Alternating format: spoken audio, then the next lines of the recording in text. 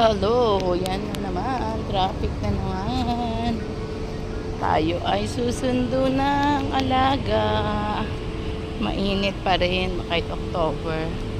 So, 2:30 ng hapon.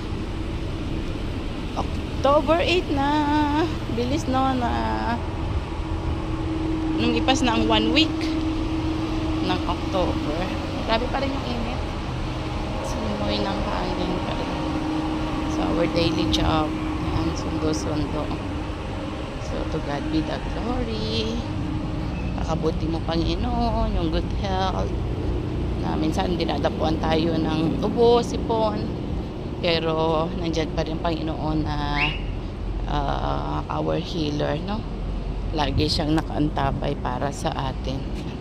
Diyan mag-ano yung mata ko. Okay, God is good. Sunduin na natin ang ating chikiting gubat. At napakabuti ng God. Salamat, Panginoon.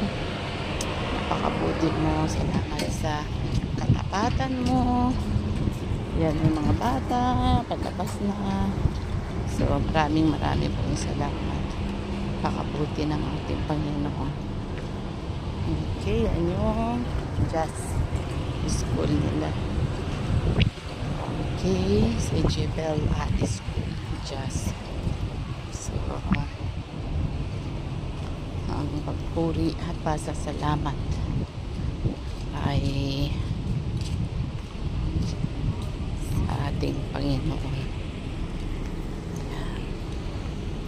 Yan tayo. Okay? Yan yung mga sasakyan. Dito, maghihintay mga susundo din. Mga magulang na susundo sa kanilang mga anak. So dito bawat isa may sasakyan, no? Sa atin alay lakad pagsundo. Dito may sasakyan, may nani. Yan, talagang iba dito, no? Nawa yung Pilipinas ganito, pagpalain ng Panginoon na wala ng kurap, para blessing sa Pilipinas, sa kapwa natin. Hindi na tayo yung nangingibang bansa na nakikikatulong or nani, no? Kung hindi, dapat pagpalain na tayo ng Panginoon. Dami-daming pera ng bansa natin, kaso ang problema is kinukuha nila ang kukurap. Sana maalis na at maging maayos na ang lahat. So muli, shalom po. May the Lord God bless you all. At narito na po kami sa paaralan. Yan yung nila. So back for now.